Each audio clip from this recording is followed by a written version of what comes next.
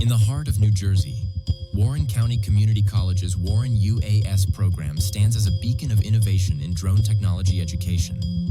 Led by the visionary Dr. William Austin, this program has become a national leader in unmanned systems training.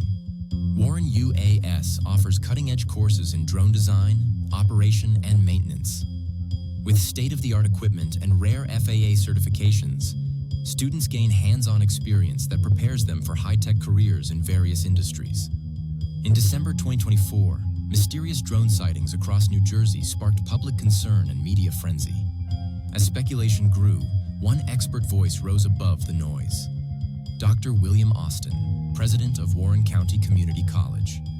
Drawing on his extensive knowledge, Dr. Austin gave interviews to dozens of media outlets, including national and international ones, providing clarity and calm.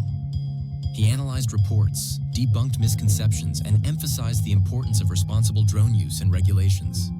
Through WarrenUAS and Dr. Austin's expertise, Warren County Community College continues to lead the way in drone education and public understanding.